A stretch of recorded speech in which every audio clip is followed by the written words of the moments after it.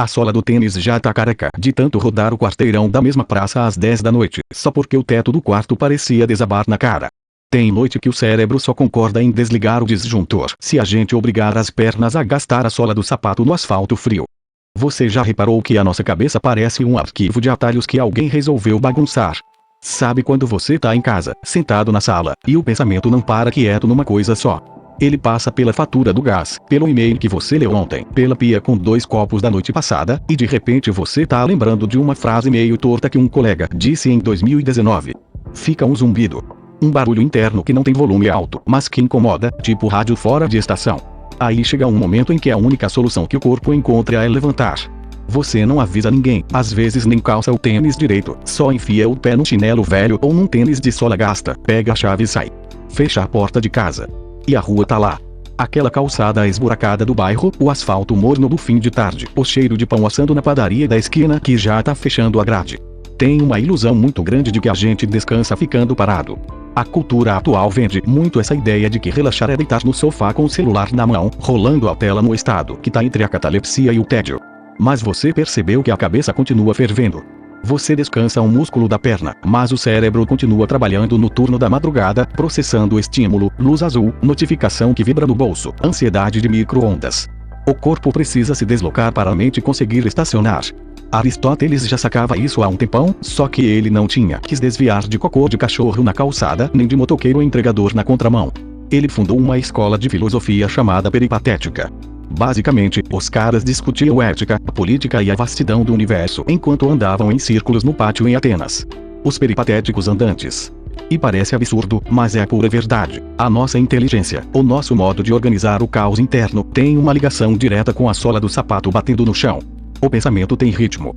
Se o corpo tá estático, o pensamento empaca. Fica aquele trânsito de pneu furado na marginal. Você começa a andar. No primeiro quarteirão, você ainda tá pensando na lista de tarefas, no que esqueceu de comprar, no tom de voz atravessado daquela mensagem que visualizou e não respondeu. Mas aí você passa do segundo quarteirão. O ritmo da respiração começa a entrar num compasso mais honesto. O peito abre um pouco mais. O ar entra inteiro, sem passar pelo filtro da pressa. E é engraçado como a rua tem uma textura própria quando a gente caminha sem objetivo. Quando a gente tá indo pro trabalho ou pro mercado, a rua é só um corredor, um obstáculo chato entre o ponto A e o ponto B. Você desvia das pessoas com raiva, olha pro semáforo, torcendo pro vermelho virar verde logo, xinga mentalmente o buraco na calçada que espirrou água da chuva na sua calça.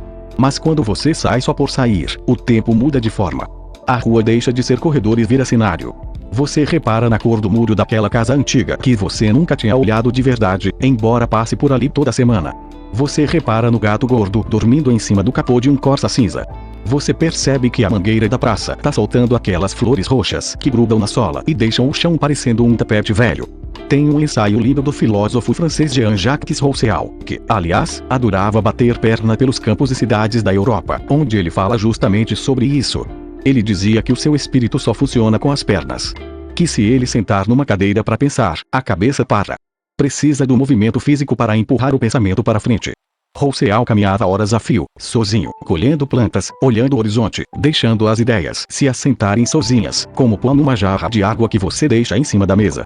A gente esqueceu disso. A gente acha que pensar é um ato estritamente cerebral, que acontece do pescoço para cima, de preferência com a testa franzida em frente a uma tela luminosa. Esquece que a gente é bicho, e bicho que não anda enlouquece. Você continua andando. O bairro vai mudando de cara. As casas dão lugar a um comércio mais feio, uma oficina mecânica com cheiro de óleo queimado, um terreno baldio com mato alto. E o barulho dentro da sua cabeça vai minguando. Aquela discussão imaginária que você estava tendo no chuveiro, sabe, aquela que você sempre ganha, mas que só te deixa com mais raiva. Ela vai perdendo os argumentos. O interlocutor imaginário vai sumindo, o som da sua própria voz mental vai virando um sussurro distante, até que sobra só o barulho do vento nas folhas e o som compassado do seu próprio passo. É uma espécie de meditação urbana, meio suja e barulhenta. Não tem incenso, não tem música de tigela tibetana, não tem aplicativo de respiração guiada com voz mansa de Quast de Mindfulness.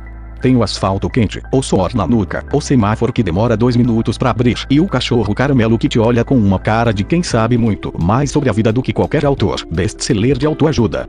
O pensamento vai clareando porque ele não tem mais para onde correr. Quando você tá andando sem destino, você tira a obrigação da utilidade. A nossa vida inteira é pautada pela utilidade. Cada segundo tem que render alguma coisa, tem que produzir um resultado, um ganho, uma otimização, uma resposta rápida.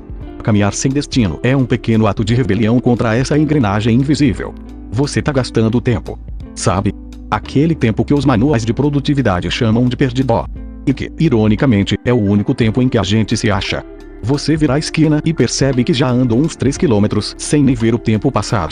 A blusa tá grudada nas costas, as pernas começam a dar um sinalzinho de cansaço honesto, aquele cansaço bom que avisa que o corpo existiu de verdade hoje, não só como suporte para carregar a cabeça de um lado para o outro.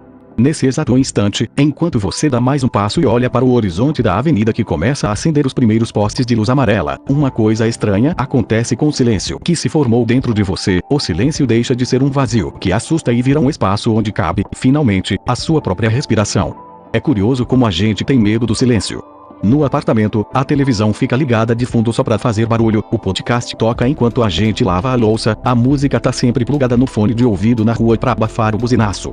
A gente anestesia o ouvido o tempo todo pra não precisar escutar o que a cabeça tá tramando lá no fundo. Mas quando você caminha, quando o ritmo dos seus passos engole o barulho de fora, o barulho de dentro muda de tom. Ele para de gritar e começa a conversar. Soren Kierkegaard, aquele filósofo dinamarquês que parecia estar sempre de mau humor e com frio, escreveu uma frase que parece que foi tirada de um diário de quem resolveu vagar pela cidade sem rumo. Ele disse: acima de tudo, não perca o seu desejo de caminhar. Todo dia eu me ponho a um estado de bem-estar e me afasto de toda doença. Caminhei em direção aos meus melhores pensamentos.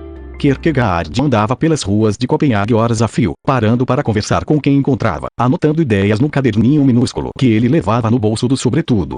Ele descobriu o que você está descobrindo agora, que o corpo em movimento mexe com a engrenagem travada da mente. Quando a perna avança, o pensamento que estava empacado na mesma neura de sempre ganha um empurrãozinho. A rigidez da ideia fixa derrete com o suor leve. Você passa em frente àquela padaria do bairro que sempre tem um cheiro bom de pão assado saindo pela janela da cozinha. Vê o padeiro tirando a fornada com a pá de madeira. Olha pro senhorzinho sentado na cadeira de fio na calçada, ouvindo um jogo de rádio chiado no último volume, com o radinho colado na orelha. Cenas miúdas, banais, que não exigem nada de você. Ninguém ali quer saber qual é a sua opinião sobre o assunto da moda, ninguém tá esperando um posicionamento seu, ninguém quer saber o que você planeja pro próximo ano. Você é só mais um transeunte invisível na paisagem da cidade que vai escurecendo aos poucos. E essa invisibilidade é uma delícia. É uma folga de si mesmo. Porque o que mais cansa a gente não é o trabalho, não é o esforço físico, não é o corre do dia a dia. É o personagem que a gente é obrigado a interpretar o tempo todo. É o cuidado para não falhar, para responder educadamente, para manter a postura, para dar conta das expectativas dos outros e das nossas próprias cobranças internas, que parecem um disco riscado. A caminhada sem destino é o momento em que o personagem tira o figurino pesado e respira um pouco. Você não é o profissional competente, não é o filho exemplar, não é o amigo engraçado. Você é só um par de tênis velho batendo no asfalto, um corpo que ocupa espaço, um par de olhos que observa o mundo sem precisar julgar ou resolver nada. Conforme você vai dando a volta no quarteirão para voltar para casa, o ar da noite já vem um pouco mais fresco, misturado com aquele cheiro de terra molhada ou de asfalto quente depois de um dia abafado. A cabeça, que tava um verdadeiro liquidificador ligado na velocidade máxima quando você saiu, agora parece um lago cujas águas finalmente acalmaram. A poeira baixou. Aquela urgência idiota que tava te sufocando de tarde perdeu a força, encolheu de tamanho. Os problemas continuam lá, claro. O mundo não mudou só porque você deu 10.000 passos em círculos. Os boletos, as conversas difíceis, as incertezas de amanhã continuam esperando na gaveta. Mas você mudou de lugar em relação a eles. Eles voltaram a ter o tamanho que deveriam ter, coisas da vida, e não a vida inteira. Você destranca o portão de casa, joga a chave em cima do móvel da entrada, chuta o tênis pro canto da sala com aquele alívio gostoso nos pés. Sente o corpo pesado, mas de um jeito bom, inteiro, presente. A mente tá quieta.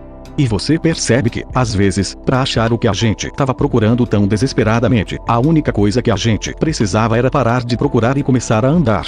É isso. Vai tomar um copo d'água e descansa. Foto real.